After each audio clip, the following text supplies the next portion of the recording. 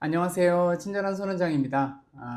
지난번 영상에 제가 이제 테슬라 카메라가 왜 아직 인간의 눈에 비비지 못하는지 이렇게 한번 쭉 훑어봤었는데, 이번 시간부터는 조금 더 들어가 보려고 합니다. 그래서 우리 눈이 도대체 뭐가 그렇게 대단하길래 테슬라 카메라가 아직까지는 우리 눈을 완전히 따라오지 못하는지, 그리고 그 수억 년의 진화를 엔지니어들이 어떻게 따라잡으려고 하고 있는지 세 편에 걸쳐서 말씀드리려고 합니다. 그래서 첫 번째 편은 버린다, 두 번째 편은 찾아본다, 세 번째 편은 추측한다 입니다. 그래서 오늘은 그 첫 번째 시간으로 버린다 편입니다.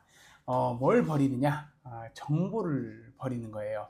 망막이 어떻게 엄청난 양의 시각 정보를 줄이고 버리고 정리해서 뇌로 보내는지 한번 말씀을 드리려고 합니다. 우리 눈이 하는 일이 뭐죠? 그냥 빛을 전기로 바꿔서 머리로 보내는 거죠. 근데 이제 빛을 전기로 바꾸는 세포하고 바뀐 전기 신호를 머리로 보내는 세포, 그러니까 전기줄 세포죠. 이게 1대1이 아니에요. 비율이 어느 정도 될 것 같으세요?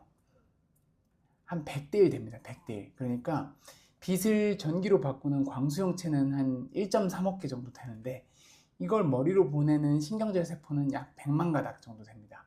그러니까 입구에 센서가 한 1억 개가 넘는데 출구는 100만 가닥밖에 없는 거예요. 물론 이걸 단순히 그냥 망막이 시각 정보를 100대1로 압축하는구나 이렇게 단순화시키면 안 됩니다. 이 컴퓨터 파일 그냥 압축하듯이 100개를 하나로 묶어서 보내는 게 아니거든요. 그러니까 만약 그렇게 해버리면 그냥 단순하게 평균을 내는 거니까 중요한 정보들이 다 날아가게 되거든요. 그럼 어떻게 하냐? 핵심은 서로 비교를 하는 거예요. 비교. 자, 여기 제가 지금 올리는 그림을 한번 봐보세요. 이걸 마하 밴드라고 하거든요. 보시면 한 칸 내에서는 실제로 색깔이 다 같은데, 실제로 어두운 영역 바로 옆에 있는 곳은 상대적으로 더 밝게 보이고, 그 밝은 영역 옆에 있는 곳은 상대적으로 좀 더 어둡게 보이죠.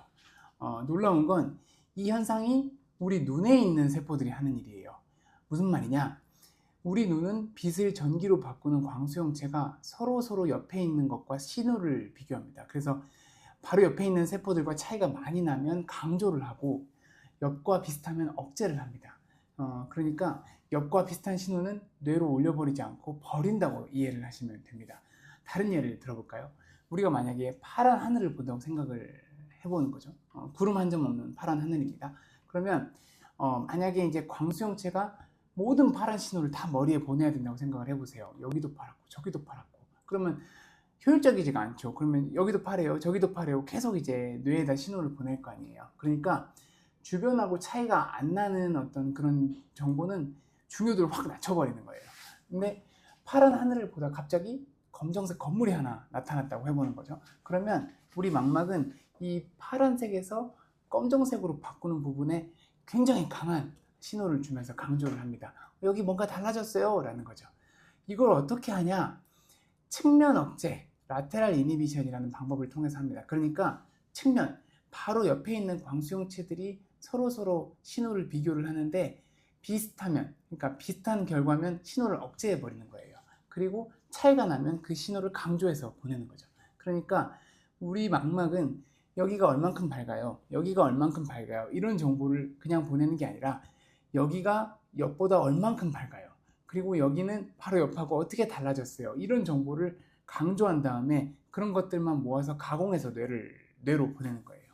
그럼 이 측면 억제를 했다고 치면 이 망막 전체에 이제 독특한 기능적 구조가 생기거든요. 이걸 우리가 수용장, receptive field 이렇게 얘기합니다. 어려운 개념을 다 이해하실 필요는 없고, 화살의 관역이 눈 전체에 퍼져 있다고 생각을 하시면 되거든요. 그러니까 주변에 비해서 변화가 별로 없고 달라질 게 없는 뻔한 정보는 뇌로 보내지지 않고 버려지는데, 그 이유가 이 주변부의 관역의 주변부의 화살이 맞으면 스위치가 꺼지고 중앙부에 맞으면 스위치가 켜지는 그런 걸 생각을 하면 되거든요. 그렇게 되면 이제 주변부에 비해서 변화가 없고 달라질 게 없는 뻔한 정보는 뇌로 보내지지 않고 버려지게 되는 그런 결과가 나오게 됩니다. 제가 아까 100대1이라고 했잖아요. 그러니까 망막의 광수형체가 만드는 정보의 99%가 버려지는 거고, 중요한 정보 1%만 취합해서 이렇게 뇌로 올리는 게 바로 그 비밀인 거죠. 그래서 컴퓨터 엔지니어들도 비슷한 노력을 합니다. 컴퓨터 공학에서 중앙 서버로 데이터를 몽땅 보내기 전에 말단 센서에 있는 어떤 말단 센서 근처에서 미리 이제 쓸데없는 데이터를 다 쳐내고 1차 처리를 하는 기술을 엣지 컴퓨팅이라고 한다고 합니다. 요즘 이제 그 IT 기업들이 데이터 처리 속도를 높이려고 아주 이제 고심해서 만든 기술을 이제 우리 눈은 수억 년부터 이 눈알 뒤에 있는 그 얇은 신경막에서 이미 하고 있었던 거죠. 그러니까 굳이 비교하자면 우리 망막은 굉장히 오래된 엣지 컴퓨터라고 할 수가 있는 거죠. 자, 그렇다면 우리의 테슬라는 어떨까요? 안타깝게도 테슬라는 아직 망막처럼 우아하게 카메라단에서 정보를 버리지는 못합니다. 테슬라 8대 카메라 있다고 했잖아요. 이 8대 카메라가 찍은 풀 HD 용량의 원본이 일단 차 안에 있는 중앙 컴퓨터, FSD 컴퓨터로 들어가거든요. 그러니까 압축이고 뭐고 일단은 보내는 거죠.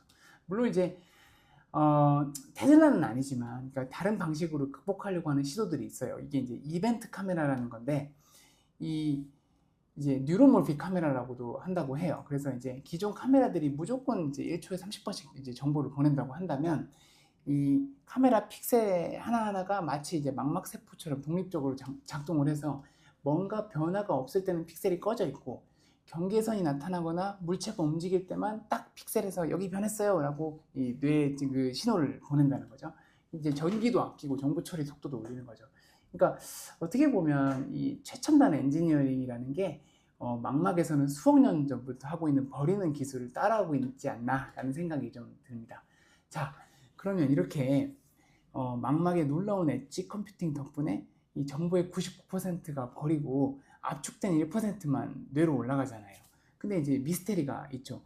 그러니까 망막이 생산하는 99%의 정보가 버려지는데, 그리고 이제 심지어 우리 눈은 일부만 선명하게 볼 수 있어요. 황반이라고. 대부분은 선명하게 볼 수가 없거든요.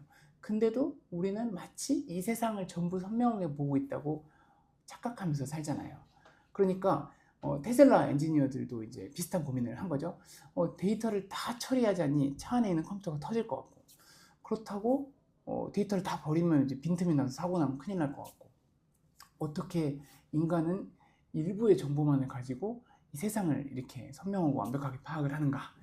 그 해답이 바로 다음 영상에 있습니다. 그래서 다음 두 번째 편에서는 일부의 정보만으로 세상을 완성을 하는 거죠. 세상을 완벽하게 파악하기 위해서 우리 눈이 어떻게 능동적으로 움직이는지, 그리고 테슬라가 어떻게 소프트웨어로 이거를 흉내내는지 재미있는 이야기로 또 돌아오겠습니다. 구독, 좋아요 부탁드립니다. 안녕.